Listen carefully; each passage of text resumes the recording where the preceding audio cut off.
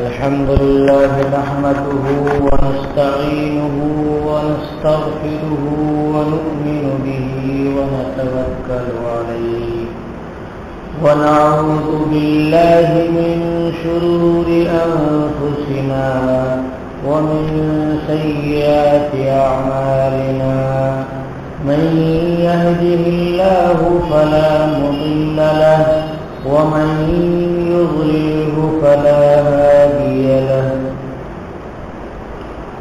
ونشهد أن لا إله إلا الله وحده لا شريك له ونشهد أن سيدنا ومولانا محمدا عبده ورسوله وصلى الله تعالى عليه وعلى آله وأصحابه أجمعين.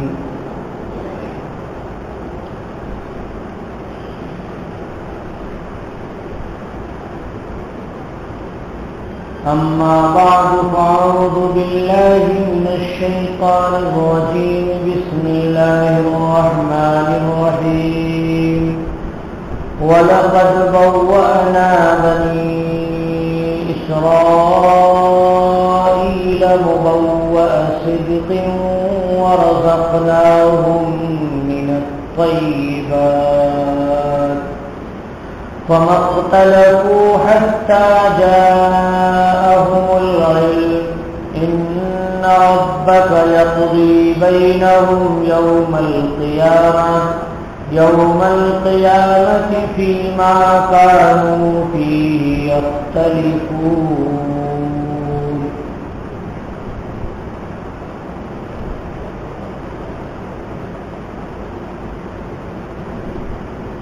کل اور کل سے پہلے حضرت موسیٰ علیہ السلام کا ذکر تھا. آج بھی حضرت موسیٰ علیہ السلام کے سلسلے میں بنی اسرائیل کے سلسلے میں ایک آیت آپ کے سامنے تلاوت کی گئی ہے. اس صورت میں بنی اسرائیل کے سلسلے میں یہ آخری آیت ہے.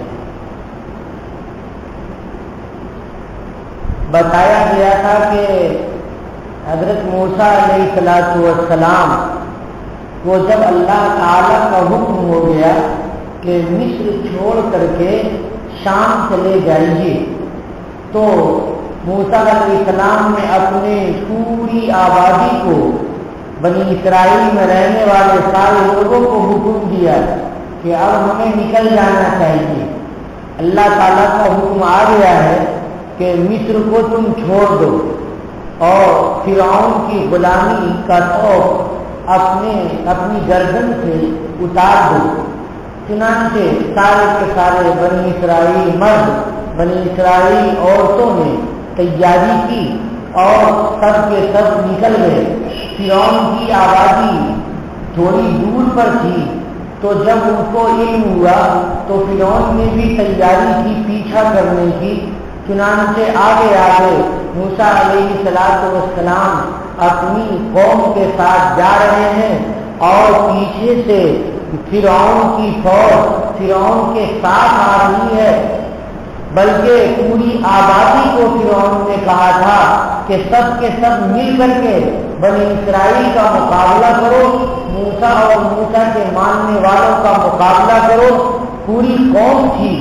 اب موسیٰ علیہ السلام کے ساتھ جو لوگ تھے، مومنین اور دوسرے بنی اسرائیل، ان سب نے کہا کہ حضرت یہ فرعون آ رہا ہے اور ہم پکڑے جائیں گے، انا لمدرکون.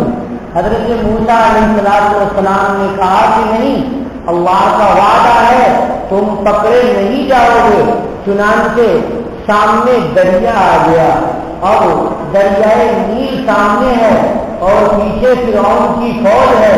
اتنے سارے لوگ دریا میں کود بھی نہیں سکتے اور دریا اتنا بڑا اتنا گہرا اور پانی کا تلاطم اتنا زیادہ ہے کہ جان بچنے کی بھی امید نہیں ہے۔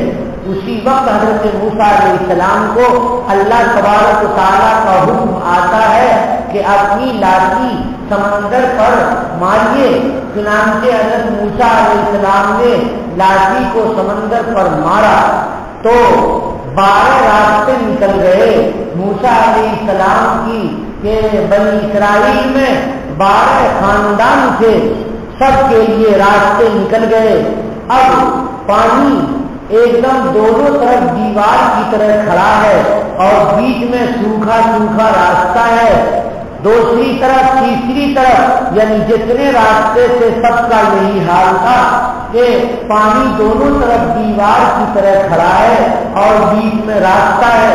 موسیٰ علیہ السلام نے اپنی قوم کو کہا کہ سب لوگ اپنے اپنے راستے سے داخل ہو جاؤ اور دریا پار ہو جاؤ۔ چنانچہ سارے بنی اسرائیل دریا پار کر گئے۔ ادھر سے جب فرعون قریب پہنچا تو فرعون نے اپنی خدائی کی ڈینگیں مارنا شروع کیا اور اپنی قیمتی قوم سے کہا کہ یہ لوگ میرے آنے سے پہلے دریا نے راستہ بنا دیا ہے، اب تو تم لوگ میری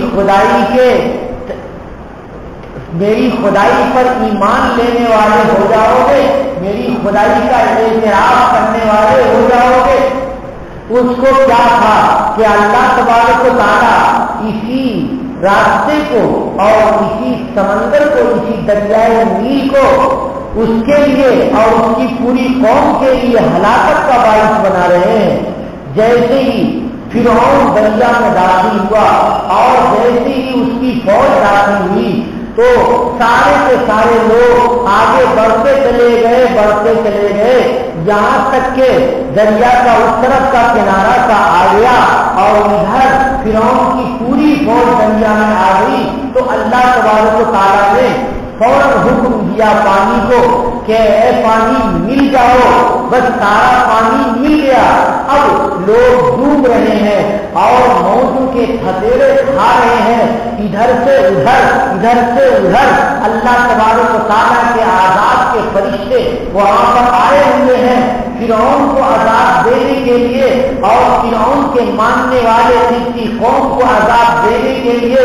چنانچہ وہ لوگ پانی میں تھتیرے کھاتے رہے، تیرنے کی کوشش کرتے رہے لیکن وہ تیر نہیں سکے۔ کیوں کہ اللہ تبارک و تعالیٰ نے ان کو ہلاک کرنے کا ارادہ کر لیا تھا تو کوئی تدبیر کام نہیں آ سکتی تھی۔ جیسے حضرت نوح علیہ السلام کے بیٹے کو اللہ نے ہلاک کرنا چاہا تھا تو حضرت نوح علیہ السلام کے بیٹے نے چاہا کہ تیر کر کے پہاڑ کو چڑھ جائیں گے لیکن تیرنا بھی نہیں ہو سکا۔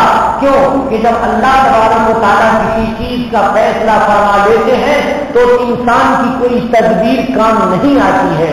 چنانچہ فرعون غرق ہونے لگا تو غرق ہوتے ہوئے کہتا ہے کہ میں ایمان لے آیا اس اللہ پر جس پر بنی اسرائیل ایمان لے آئے ہیں اور میں موسیٰ کے رب کو مانتا ہوں، وَأَنَا مِنَ الْمُسْلِمِينَ اور میں مسلمان ہوں۔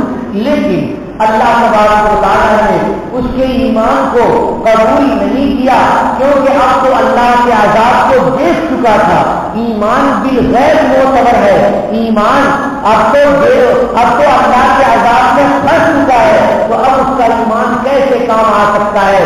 ایمان بالکل کام نہیں آیا اور موتوں کے تھپیڑے کھاتا رہا، گوشے کھاتا رہا اور فرشتے جو بھیجے گئے تھے اللہ کا عذاب لے کر کے وہ اور سخت سے سخت انہیں اذیت دے رہے تھے۔ کہا جاتا ہے تفصیلی روایتوں میں ہے کہ حضرت جبریل علیہ السلام کو اتنا غصہ آیا کہ حضرت جبریل نے سمندر سے مٹی اور کیچڑ نکال کر کے فرعون کے منہ میں ٹھوس دیا کہ جب تمہاری خوشامد ہو رہی تھی نبی کے سامنے، جب تمہاری خوشامد ہو رہی تھی تو حضرت موسیٰ اور حضرت ہارون تمہارے دربار میں بھیجے گئے تھے تو اس وقت تم اللہ کو نہیں مان رہا تھا اور کہہ رہا تھا رہی ہے، چنانچہ فرعون کی جان نکل گئی، مگر اللہ کی ہر مخلوق کو فرعون سے نفرت اللہ تعالیٰ نے دے دی۔ پانی کو بھی فرعون سے نفرت اتنی زیادہ ہو گئی کہ دریائے نیل پریشان کہ میرے دریا کہہ رہا ہے کہ میرے اندر نجات رہنا تو ممکن ہے، پیخانے اور پیشاب کو تو میں رکھ سکتا ہوں، مگر فرعون کی جسم کو اور فرعون کی لاش کو میں نہیں رکھ سکتا ہوں۔ چنانچہ دریا کے پانی نے اٹھا کر کے فرعون کو پھینک دیا دریا کے باہر۔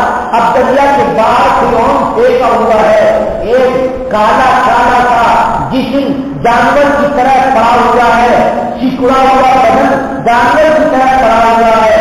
اب بنی اسرائیل کو جب معلوم ہوا، بنی اسرائیل نے دیکھا کہ سارے فرعون کے ماننے والوں کو فرعون کے ساتھ اللہ تبارک و تعالیٰ نے دریا میں غرق کر دیا ہے، لیکن غلام قوم کے ذہن میں بادشاہ کی اور آقا کی بہت زیادہ عظمت اور اس کا خوف بھرا ہوا ہوتا ہے۔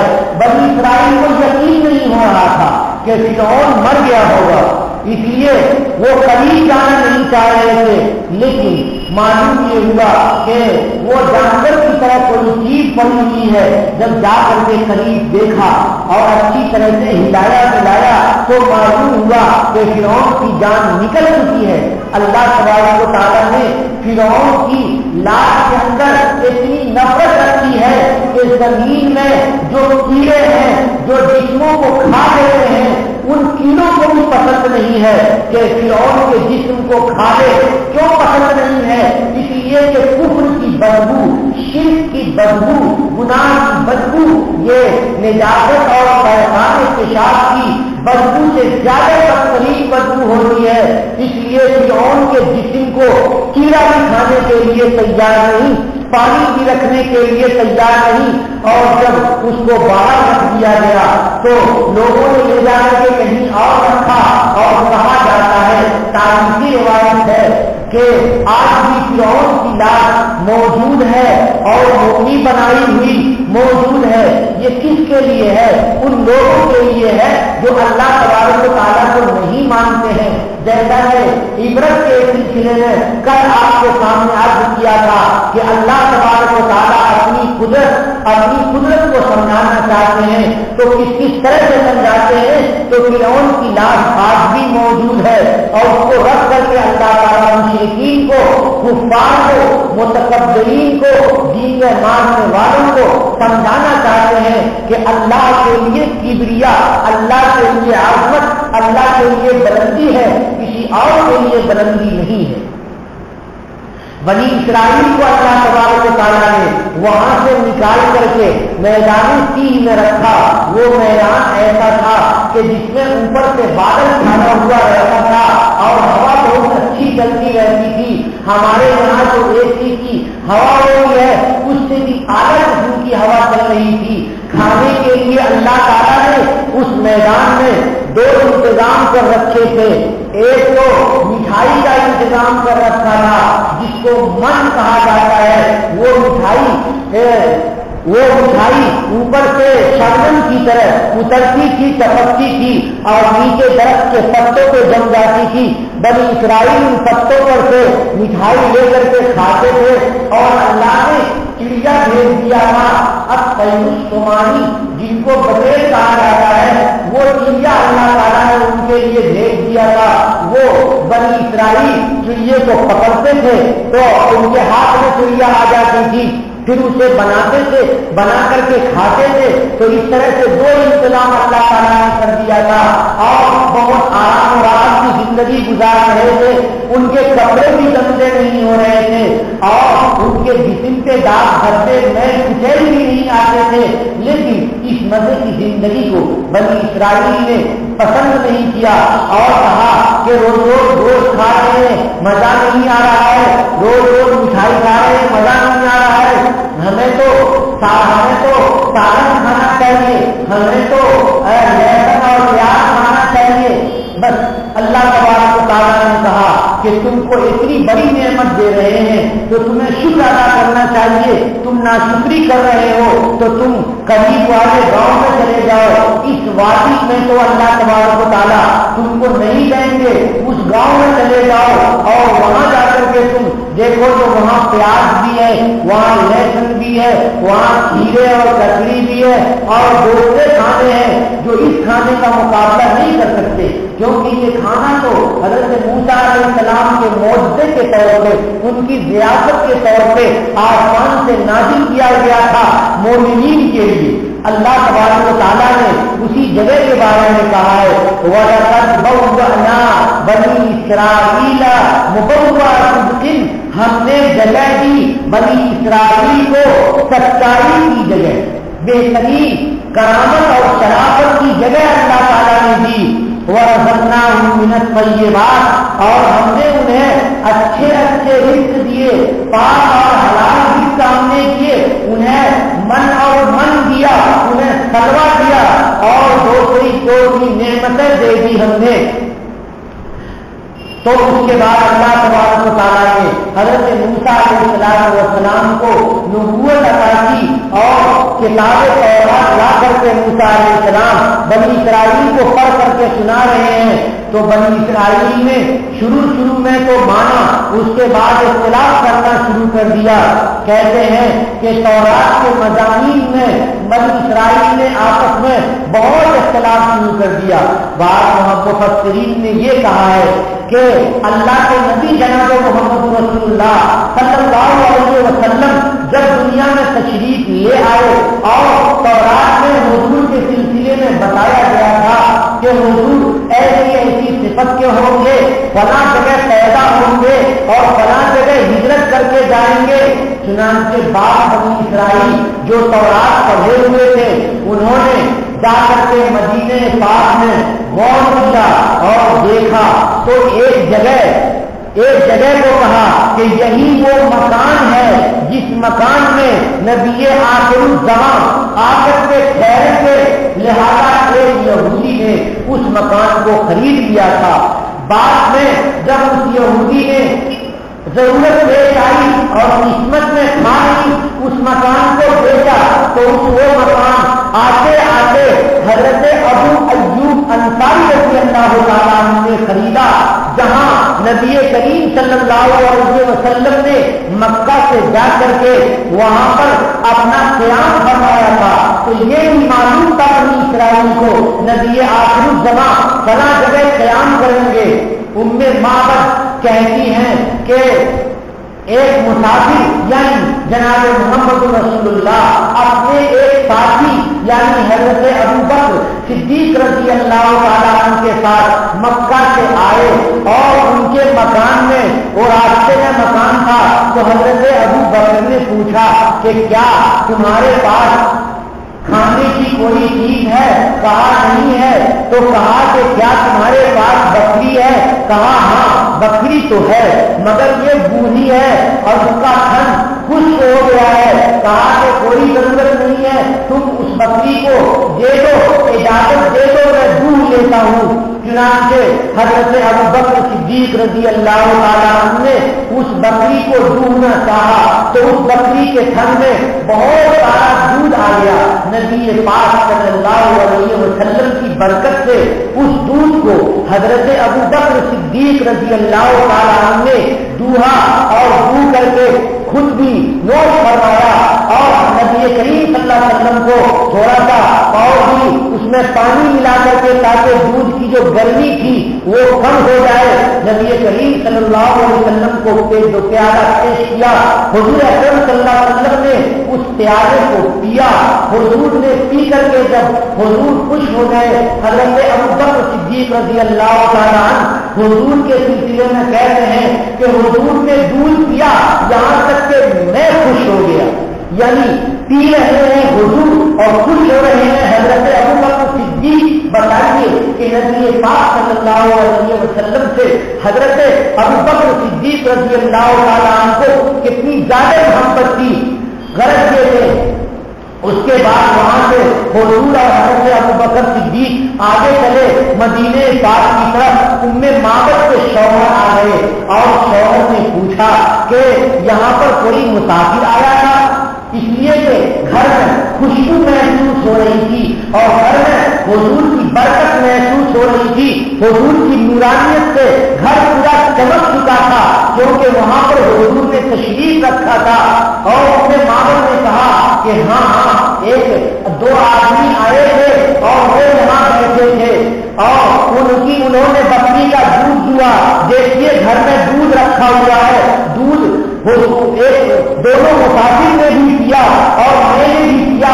مجھے بھی بھوک لگ رہی تھی, پیاس لگ رہی تھی. اور دیکھیے گھر میں برتن بھرے ہوئے ہیں دودھ سے. انہوں نے دودھ دو کر کے رکھا تھا اور بکری کا تھن دودھ سے لبالب بھاری ہے. ام معبد کے شوہر نے کہا ہائے ہائے تو کیسی بدقسمت ہے, تمہیں تو اس مسافر کو پکڑ کر کے رکھ لینا چاہیے, اپنے گھر میں مہمان ٹھہرانا چاہیے, تم نے چھوڑا کیوں؟ اے ام معبد تمہیں نہیں معلوم کہ میں نے آبادی کو چھوڑ کر کے راستے میں جو گھر بنا رکھا ہے وہ اس لیے بنا رکھا ہے کہ مجھے معلوم ہے کہ آخری نبی کو مکہ سے ہجرت کر کے مدینہ جائیں گے, اس مدینے میں جانے کے لیے وہ اسی راستے کو اپنائیں گے.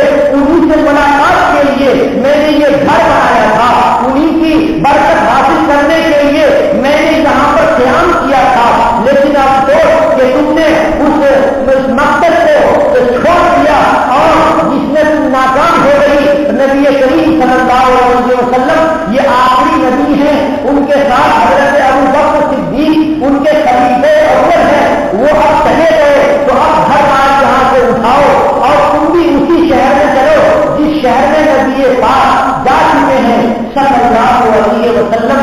حضور اکرم صلی اللہ علیہ وسلم وہاں جا چکے ہیں. چنانچہ ام معبد کے شوہر نے وہاں سے گھر اٹھایا, وہاں سے مکان اٹھایا اور سارے سامان اٹھائے اور اٹھا کر کے چلے گئے مدینہ پاک چلے گئے. ان کو معلوم تھا کہ اسی مدینہ میں نبی پاک صلی اللہ علیہ وسلم ٹھہرے ہوئے ہیں.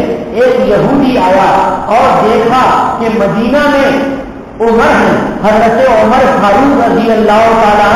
یہودی نے آ کر کے قریب سے دیکھا, ان کی آنکھ کو دیکھا اور اپنے دوسرے بھائی سے کہا کہ دیکھ رہے ہو یہی وہ آدمی ہے جو ہم لوگوں کو مدینہ سے نکال باہر کرے گا اور وہ دوسری جگہ زمین دے کر کے بسائے گا. اور یہ خلیفہ ثانی ہے اور یہ نبی آخری زمان جناب محمد رسول اللہ صلی اللہ علیہ وسلم کے دوسرے خلیفہ ہیں. یہی ہم لوگوں کو مدینہ سے ہٹا کر کے دوسری جگہ خیبر میں جگہ دے کر کے بسائیں گے, وہاں جا کر کے بسائیں گے. اس لیے کہ مدینہ کو پاک کرنا ہے اور یہودیوں سے پاک کرنا ہوگا اور یہودی حضور کے خلاف سازشیں کریں گے. چنانچہ حضرت عمر سے ملاقات کی. ان یہودیوں نے اور ان پادریوں نے کہا کہ آپ تو خلیفہ ہونے والے ہیں. حضرت عمر نے کہا ہائے ہائے میں خلیفہ ہو جاؤں گا, میں اونٹ چلانے والا, اونٹ کی پیشاب اور اونٹ کی لید میں اپنے کو اپنے ہاتھ اور پیر رکھنے والا اور جنگل میں پھرنے والا, پہاڑوں میں پھرنے والا, میری کیا حیثیت ہے کہ میں خلیفہ ہو جاؤں گا. کہا کہ چاہے آپ کو معلوم نہیں ہے اور چاہے آپ کو یقین نہیں ہے, لیکن مجھے یقین ہے کہ آپ خلیفہ ہوں گے اور یہودیوں کو مدینہ سے نکال کر کے باہر جگہ دے کر کے بتائیں گے. تو آپ اگر میں زندہ رہ گیا تو آپ میرے لیے ایک خط لکھ دیجیے, ایک چٹھی لکھ دیجیے کہ میں تم کو مدینہ سے باہر نہیں کروں گا. حضرت عمر نے کہا کہ بھائی میرے کو کیسے حکومت ملے گی؟ اس نے کہا کہ آپ کی آنکھ میں ایک نشان ہے, وہی نشان ہمیں معلوم ہے, ہم نے پڑھ رکھا ہے, اس لیے آپ کو نبی آخری زمان کی دوسری خلافت نصیب ہوگی. اس لیے ہمارے لیے وہ پرچی لکھ دیجیے. چنانچہ حضرت عمر سے اس یہودی نے پرچی دکھا دی تھی اور جب حضرت عمر رضی اللہ تعالیٰ عنہ خلیفہ ہوئے تو وہ پرچی لے کر کے کہوں گے کہ دیکھیے میں بھی زندہ ہوں اور پرچی آپ نے لکھی تھی, آج آپ کو لوگوں نے اور مسلمانوں نے خلیفہ بنایا یا نہیں بنایا, اور آپ دوسروں کو نکالیے، مگر مجھ سے کیونکہ آپ نے وعدہ کر رکھا ہے اس لیے آپ مجھے رہنے دیجیے۔ یہ اتنے چالاک، اتنی چالاک قوم تھی کہ جس نے یہ سارے دستاویز اسی وقت لکھوا لیے تھے۔ ان کو معلوم تھا کہ جناب محمد رسول اللہ صلی اللہ علیہ وسلم مکہ میں پیدا ہوں گے اور ایسی ایسی صورت اور ایسی ایسی شکل کے ہوں گے۔ حضرت نبی کریم صلی اللہ علیہ وسلم کو سویبہ بازی سعودیہ بھی لوگ کہتے ہیں، مگر سویبہ یہ زیادہ صحیح ہے۔ سویبہ بازی گود میں کھلا رہی تھی، چھوٹے سے ننھے بچے ہیں حضور، وہ لیے ہوئی کھلا رہی ہے اور جاتے جاتے ایک جگہ گئی تو ایک یہودی نے دیکھا یا ایک نصرانی نے دیکھا، عیسائی نے دیکھا۔ مکہ میں عیسائی رہتے تھے، یہودی نہیں رہتے تھے، اس لیے کسی عیسائی نے دیکھا اور دیکھتے ہی وہ چیخ پڑا اور ایسا دھکا کہ جیسے کہ حضور کو لے لے گا، چھین لے گا اور پٹک کر کے مار دے گا۔ اس یہودی سے حضرت سہیبہ بازی نے حضور کو چھپایا، بچایا اور لے کر کے بھاگی۔ اس نے کہا کہ یہ چہرہ بتا رہا ہے کہ یہی نبی آخری جمع ہونے والے حضرت اسماعیل علیہ السلام کی اولاد میں سے یہی ہیں جو بعد میں چل کر کے نبی ہوں گے، آخر نبی نہیں ہوں گے۔ ایک جگہ حضور اکرم صلی اللہ علیہ وسلم حضرت ابو طالب کے پاس تجارت کے لیے تشریف لے گئے تو راستے میں ایک راہب ملا۔ اس راہب نے حضور کو دیکھتے ہی پہچان لیا اور چیخنے لگا، ایسا لگا کہ اس کی جان نکل جائے گی۔ وہ کہہ رہا تھا کہ ان کی جان کی حفاظت کے لیے تم لے کر کے مکہ واپس بھیج دو، ورنہ تو یہ دو یہودی دیکھ لیں گے، وہ علامتیں دیکھ رہے ہیں، پہچان رہے ہیں، وہ یہی ہے نبی آخر جمع ہونے والے، یہ ان کو زندہ نہیں چھوڑیں گے۔ چنانچہ حضرت ابو طالب نے نبی کریم صلی اللہ علیہ وسلم کو وہیں سے واپس مکہ مکرمہ بھیج دیا۔ تو مجھے کہنے کا مقصد یہ ہے کہ تورات میں اور انجیل میں حضور اکرم صلی اللہ علیہ وسلم کی ساری صفات بیان کر دی گئی تھی۔ حضور کے مہر نبوت کو بھی بیان کر دیا تھا، جو حضور کے یہاں پر دونوں شانوں کے بیچ میں پیچھے کی طرف ایک انڈے کی طرح ایک نشانی تھی، وہ نشانی ختم نبوت کی تھی اور حضور کے آخری نبی ہونے کی علامت تھی۔ حضرت سلمان فارسی رضی اللہ تعالیٰ عنہ مدینہ پاک تشریف لائے ہیں۔ وہ پہلے عیسائی تھے، اس کے بعد وہ پارسی ہو گئے، یا پہلے وہ پارسی سے پھر عیسائی ہوئے اور اس کے بعد انہوں کو نبی آخر زمان کو تلاشنا تھا۔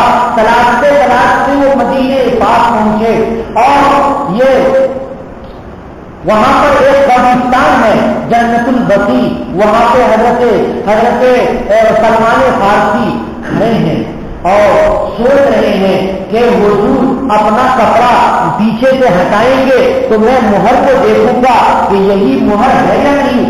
حضور اکرم صلی اللہ علیہ وسلم کو اندازہ ہو گیا کہ یہ سلمان مہر نبوت کو دیکھنا چاہ رہے ہیں، چنانچہ حضور نے کپڑے کو پیچھے ڈھیلا کر دیا اور حضرت سلمان نے مہر نبوت کو دیکھ لیا اور دیکھ کر کے اس کو زبان ہونٹوں سے بوسا دیا اور کہا کہ یا رسول اللہ مجھے کلمہ پڑھا لیجیے، میں نے نشانی دیکھ لی ہے، اس سے پہلے بھی میں نے 2 نشانیاں آپ کے اندر دیکھی، مجھے معلوم تھا، پہلے میں نے پڑھا تھا پچھلی کتابوں میں، مجھے معلوم تھا کہ وہ جو آخری نبی ہوں گے وہ صدقہ نہیں لیں گے، وہ ہدیہ قبول فرمائیں گے۔ تو جب میں آپ کے پاس کھجور لے کر کے آیا تو میں نے آزمانے کے لیے آپ کو کہا کہ یہ صدقہ ہے، لے لیجیے۔ تو حضور نے کہا کہ میرے لیے صدقہ حرام ہے، میں نہیں لے سکتا۔ جو غریب فقیر ان کے پاس تھے کہا کہ غربا اور فقراء کو دے دو، صدقہ میرے لیے حرام ہے۔ چنانچہ نبی پاک صلی اللہ علیہ وسلم کے اندر ایک علامت حضرت سلمان نے پا لیا۔ اس کے بعد حضرت سلمان نے دوبارہ حضور لی اور کئی دنوں کے بعد حضور کی خدمت میں گئے اور کہا کہ یہ آپ کی خدمت میں ہدیہ ہے۔ نبی پاک صلی اللہ علیہ وسلم نے حضرت سلمان کے اس تحفے کو اور ہدیے کو قبول فرما لیا۔ تو ان کو دوسری علامت مل گئی کہ صدقہ قبول کریں گے, ہدیہ قبول فرمائیں گے. ایک تیسری علامت جو میرے نبوت کی تھی وہ علامت کی حضرت سلمان فارسی نے دیکھ لیا, آگے آ کر کے بیٹھے اور کہا یا رسول اللہ مجھے کلمہ پڑھا دیجیے اور مجھے ایمان میں داخل کر لیجیے. میں نے بڑی مشکل سے آپ کو پایا ہے, میں نبی آخر زمان کی تلاش میں جگہ جگہ پھرا ہوں اور عمرہ درج کیا ہوں, اتنے کی غلامی میں نے کی ہے. چنانچہ نبی کریم صلی اللہ علیہ وسلم نے حضرت سلمان کو کلمہ پڑھایا. میرے کہنے کا مقصد یہ ہے کہ پچھلی کتابوں میں نبی پاک صلی اللہ علیہ وسلم کی علامتیں لکھی ہوئی تھی, مگر ان یہودیوں نے, ان عیسائیوں نے تورات کے پا لینے کے بعد, انجیل کے پا لینے کے بعد اختلاف کرنا شروع کیا اور مختلف قسم کے شبہات پیدا کرنا شروع کیے. بعض مفسرین نے یہ بھی تفصیل کی ہے, کہتے ہیں فَمَخْتَلَفُوا حَتَّىٰ جَاءَهُمُ الْعِلْمُ, انہوں نے اختلاف نہیں کیا یہاں تک کہ ان کے پاس علم آ گیا. یعنی تورات آنے کے بعد, نبی پاک صلی اللہ علیہ وسلم کے مبعوث ہونے کے بعد ان لوگوں نے اختلاف کیا کہ نہیں یہ نبی نہیں ہو سکتے ہیں. وہ کہتے تھے کہ جتنے انبیاء بنی اسرائیل آئے ہیں وہ حضرت اسحاق علیہ السلام کی اولاد میں سے ہیں, اس لیے آخری نبی بھی حضرت اسحاق کی اولاد میں سے ہوں گے. ایسا کنفیوژن انہوں نے دے دیا لوگوں کو, خود دھوکے میں رہے اور دوسروں کو بھی دھوکا دیا. اس لیے کہ نبی کریم صلی اللہ علیہ وسلم حضرت اسماعیل علیہ السلام کے خاندان میں سے صرف ایک ہی نبی ہوئے اور وہ بھی آخری نبی ہوئے, تو ان لوگوں نے اختلاف کیا. فَمَخْتَلَفُوا فِيهِ حَتَّىٰ جَاءَهُمُ الْعِلْمُ, تو ان لوگوں نے اختلاف نہیں کیا یہاں تک کہ ان کے پاس علم آ گیا. یعنی محمد رسول اللہ صلی اللہ علیہ وسلم تشریف لے آئے. اور بعض مفسرین نے یہ تفسیر کی ہے کہ جب ان کے پاس تورات آ گیا تب آپس میں انہوں نے تورات کے سمجھنے سمجھانے میں اختلاف پیدا کر لیا. ان ربک یقضی بینہم یوم القیامۃ فیما کانوا فیہ یختلفون. اب آگے اللہ تبارک و تعالیٰ کہتے ہیں کہ اس دنیا میں یہاں فیصلہ نہیں ہوگا, فیصلہ اس دنیا میں ہوگا اور وہاں معلوم ہوگا کہ کون حق پر ہے اور کون ناحق ہے. بنی اسرائیل کے آپ کی اختلافات کا فیصلہ بھی اللہ تبارک و تعالیٰ فرمائیں گے اور بنی اسرائیل کے نبی پاک صلی اللہ علیہ وسلم کے سلسلے میں نبی ہونے اور نبی نہ ہونے کا جو اختلاف ہے اس کا فیصلہ بھی اس دنیا میں نہیں ہوگا, اس دنیا میں ہوگا. اللہ تبارک و تعالیٰ ارشاد فرماتے ہیں ان ربک یقضی بینہم, بے شک آپ کے رب فیصلہ فرمائیں گے ان کے درمیان قیامت کے دن فیما کانوا فیہ یختلفون, اس سلسلے میں جن میں یہ سب لوگ اختلاف کر رہے ہیں. تو حاصل کلام یہ کہ نبی پاک صلی اللہ علیہ وسلم کی رسالت اور نبوت کو اللہ تبارک و تعالیٰ نے نور محمدی کو حضرت آدم علیہ السلام سے لے کر کے بعد کے سارے انبیاء کرام پر جاری کیا تھا اور ساری کتابوں میں نبی پاک صلی اللہ علیہ وسلم کے سلسلے میں وضاحتیں آئی تھی. لیکن بنی اسرائیل کے لوگوں نے یعنی یہودیوں نے اور عیسائیوں نے نبی پاک صلی اللہ علیہ وسلم کی نبوت کو نہیں مانا. آج بھی یہودی یہ سوچتے ہیں کہ ہمارے پاس ہم ہی حق پر ہیں, جنت ہمارے لیے ہے. اور آج عیسائی بھی یہی سوچتے ہیں کہ آخری نبی ہمارے عیسیٰ ہیں علیہ السلام, ان کے بعد کوئی اور نبی نہیں ہے. یہ ان کی بھول ہے, اس لیے کہ وہ نبوت کو خاندان کے ساتھ کھڑا کرتے ہیں. اللہ کا فیض عام ہوتا ہے. نبی پاک صلی اللہ علیہ وسلم کی جو نبوت ہے یہ عام ہے, ساری دنیا کے لیے ہے. ان میں مسلمان کے لیے بھی اور یہود کے لیے بھی, عیسائی کے لیے بھی اور غیر عیسائی بدھ کے پوجنے والے مشرکین کے لیے بھی اور آج پوجنے والوں کے لیے بھی, ستارے پوجنے والوں کے لیے بھی, چاند پوجنے والوں کے لیے بھی, ہر ایک کے لیے نبوت جناب محمد رسول اللہ صلی اللہ علیہ وسلم کی نبوت عامہ ہے. اس لیے سارے مسلمانوں کو حضور پر ایمان لانا چاہیے, سارے انسانوں کو حضور پر ایمان لانا چاہیے. نبی پاک صلی اللہ علیہ وسلم کی نبوت کا, رسالت کا اقرار کیے بغیر ایمان کامل نہیں ہے، ایمان مکمل نہیں ہے، جنت نہیں مل سکتی جب تک نبی پاک صلی اللہ علیہ وسلم پر ایمان نہ ہو۔ ہمارے اور غیروں میں فرق یہ ہے کہ ہم قرآن پر ایمان رکھتے، سارے انبیاء پر ایمان رکھتے ہیں، اور دوسروں میں فرق یہ ہے کہ یہود صرف انبیاء بنی اسرائیل پر ایمان رکھتے ہیں، عیسائی صرف حضرت عیسیٰ اور دوسروں کو مانتے ہیں، نبی پاک صلی اللہ علیہ وسلم کو نہیں مانتے۔ مگر مسلمان نبی پاک صلی اللہ علیہ وسلم کے ساتھ سارے انبیاء کو، سارے فرشتوں کو، ساری کتابوں کو مانتے ہیں۔ اللہ تبارک و تعالیٰ ہمارے ایمان کو مضبوط فرمائے اور اپنے انعام کو، اپنے فضل کو ہمارے اوپر عام فرمائے۔ وآخر دعوانا ان الحمد للہ رب العالمین۔